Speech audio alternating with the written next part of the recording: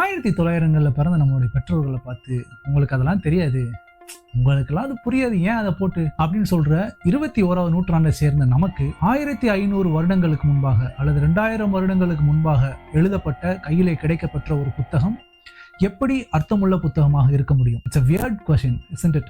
கேள்வியே கொஞ்சம் குதர்க்கமா இருக்குல்ல? ஆமாங்க, ஆக்சுவலா பிரிண்டிங் பிரஸ் கிடையாது, பதிப்பகங்கள் கிடையாது, இல்ல ஜெராக்ஸ் மெஷின்ஸ் கிடையாது. கைகளிலும் ஓலைச்சுவடுகளிலும் தோல் சுருள்களிலும் எழுதி வைத்து பாதுகாக்கப்பட்டு பராமரிக்கப்பட்ட ஒரு புத்தகம் எப்படி இன்றைக்கு 21ஆவது நூற்றாண்டிலே இருக்கக்கூடிய நம்முடைய தலைமுறையினருக்கு அர்த்தமுள்ளதாக இருக்க முடியும்? How can I trust the source of the Bible? வேதாகமத்தினுடைய அடிப்படையை சோர்ஸ் எப்படி நான் ட்ரஸ்ட் பண்றது? அல்லது Bible and its relevance today, வேதாகமும் அதனுடைய முக்கியத்துவமும் அப்படின்னு பார்க்க போறோம். குறிப்பா இன்றைய தலைமுறையினருக்கு வேதாகமும் அதனுடைய முக்கியத்துவம் என்ன, Bible and its relevance for today's generation அப்படிங்கிற டாபிக் எல்லாம் பார்க்க போறோம். வேதாகமம் வந்து கிட்டத்தட்ட 6000 வருடங்களா டிராவல் பண்ணுது.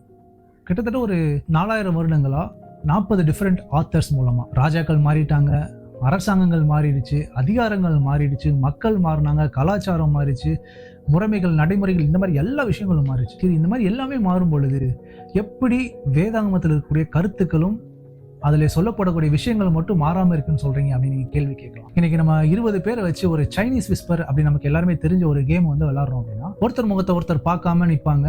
கடைசியில் இருக்கக்கிட்ட ஒரு விஷயம் சொன்னோம் அப்படின்னா அது ட்ராவல் ஆகி அங்கே முன்னாடி நிற்கிறவர்கிட்ட வரும்போது கம்ப்ளீட்லி டிஃப்ரெண்ட் தீம் ஆர் சொன்ன விஷயம் வந்து முற்றிலுமாக ஒரு வேறுபட்ட விஷயமா வெளியில் வரும். இந்த மாதிரி ஒரு 20 பேருக்குள்ள நிகழ்காலத்தில் நடக்கிற ஒரு விஷயத்துக்கேவும் இவ்வளவு வேறுபாடுகள் இருந்துச்சு அப்படின்னா, நீங்க சொல்றீங்க 4000 வருஷமா 40 வித்தியாசமான ஆத்தர்கள், கல்ச்சர்ஸ், ஏன் கண்ட்ரிஸ் கூட டிஃப்ரெண்ட்டுங்க.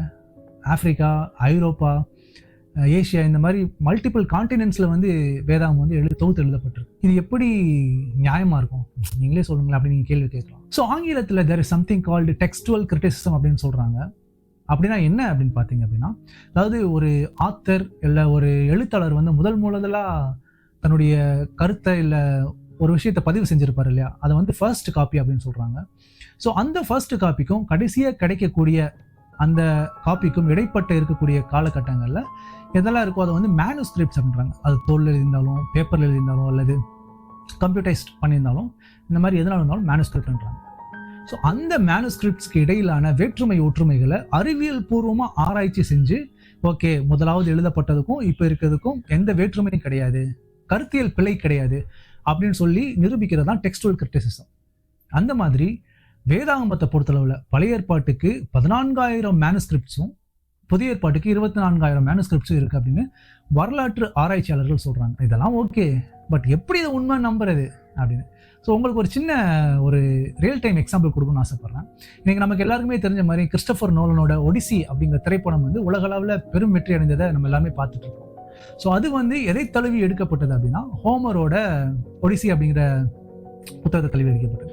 அதே ஹோமர் வந்து எழுதின இன்னொரு காவியம், வரலாற்று காவியமான இலியட் அப்படின்னு சொல்லப்படக்கூடிய அந்த ஒரு காவியத்துக்கு வந்து இன்னைக்கு இருக்க வரலாற்று தரவுகள் பார்த்தீங்கன்னா அல்லது மேனுஸ்கிரிப்ட் பார்த்தீங்கன்னா 634. Most of us would agree, ஆமா ஹோமர் வந்து இலியட் எழுதுனது வந்து வரலாற்று காவியம், அது ஒரு கற்பனை காவியம், அது வந்து உண்மையிலேயே ஒருவேளை நடந்திருக்கலாம் அப்படின்னு. அடுத்த ப்ரூஃப் வந்து பார்த்தீங்க அப்படின்னா, how it is relevant and how you can trust Bible அப்படின்னு. கிபி 3ஆவது நூற்றாண்டில் வந்து வேதாகமத்தை வந்து எபிரேயத்தை வந்து கிரேக்கத்துக்கு மொழிபெயர்ப்பு பண்றாங்க.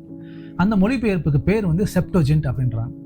ஸோ அந்த மொழிபெயர்ப்பு பண்ணப்பட்ட அந்த புத்தகம் வந்து ரொம்ப நாளாக பயன்பாட்டில் இருக்குது. அதுதான் மக்கள் எல்லாமே பின்பற்றிட்டு இருக்காங்க. ஸோ நீங்கள் பார்த்தீங்க அப்படின்னா 1940களில் சவக்கடலுக்கு பக்கத்தில் ஒரு ஸ்க்ரோல் ஒன்று எடுக்கிறாங்க, ஒரு தோல் சுருள் எடுக்கிறாங்க. அதை வந்து டெட் சி ஸ்க்ரோல் அப்படின்னு சொல்லி இது பண்ணுறாங்க. 1940 எடுத்த அந்த ஸ்க்ரோலுக்கும் 3ஆவது நூற்றாண்டில் டிரான்ஸ்லேட் பண்ண அந்த செப்டோஜென்ட்டுக்கும் ஒப்பீடு செஞ்சு பார்த்தீங்கன்னா ஒரு பெரிய வித்தியாசமே கண்டுபிடிக்க முடியலையாங்க. ஸோ இது வந்து நமக்கு கிடைக்கப்பட்ட ஒரு மிகப்பெரிய proof that you can trust Bible. இதுக்கப்புறமா பார்த்தீங்க அப்படின்னா 15வது நூற்றாண்டு வரைக்கும் எந்த சாமானியன் கையிலையும் வேதாகமம் கிடையாது. It was only allot for the priest and it was in Latin. 15வது நூற்றாண்டு வரைக்கும் நம்முடைய போதகர்மார்களும் அல்லது ஆயர்மார்களும் தான் கையில் பைபிள் வச்சிருந்தாங்களே தவிர சாதாரண மனிதனுக்கு கிடையாது. அதுவும் இல்லாமல் ரொம்ப முக்கியமாக பார்த்தீங்க அப்படின்னா அது லத்தீன் மொழியில தான் இருந்தது, ஆங்கிலத்திலேயோ தமிழ்லையோ மற்ற மொழிகள்லையோ கிடையாது.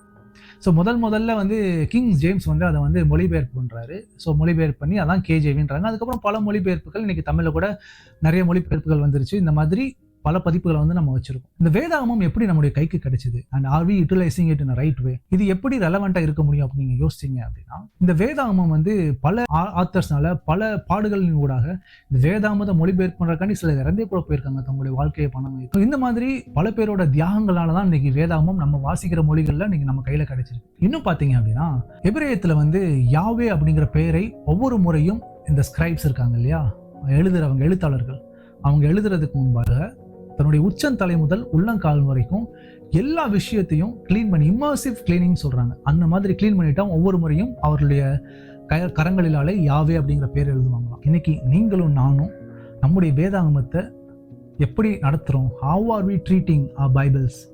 Are we carrying it only on Sundays? Are we reading it daily? சரி, இதை நான் டெய்லி ரீட் பண்ணணும்னா what does it bring? எனக்கு இது என்ன கொடுக்குது அப்படின்னு கேட்டீங்க அப்படின்னா, இன்றைக்கு வேதாகமத்தில் எந்தெந்த காரியங்கள்லாம் கடைசி காலங்கள் நடக்கும் அப்படின்னு இயேசு கிறிஸ்துவோ அல்லது வெளிப்படுத்தின விசேஷத்துலையோ சொல்லியிருக்கோம், அத்துணை விஷயங்களும் இன்னைக்கு நடந்துட்டு இருக்கு. இதை நான் சொல்லலை, அறிவியல் ஆராய்ச்சியாளர்கள் சொல்றாங்க. I can give you proofs. அப்போ இந்த வேதாகமத்தை நம்ம படித்தோம் அப்படின்னா, it is not only transforming our personal selves, our characters, our mind, our soul, but also gives us a hint how do we have to live the days to come. வர நாட்களில் எப்படி வாழ போகிறோம், இந்த உலகம் எப்படிலாம் போகுது அப்படின்னு சொல்லிட்டு.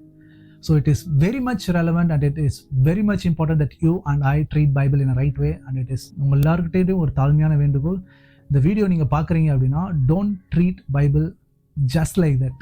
ஏதோ ஒரு மற்ற புத்தகங்கள் மாதிரி வேதாகமத்தை நீங்கள் நடத்தாதீங்க.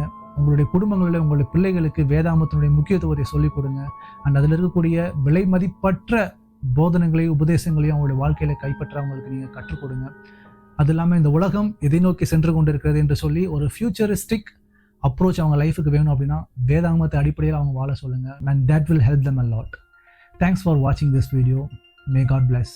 இந்த வீடியோ பிடிச்சிருந்துச்சா லைக் பண்ணுங்க அண்ட் எங்கள் சேனலுக்கு சப்ஸ்கிரைப் பண்ணுங்க.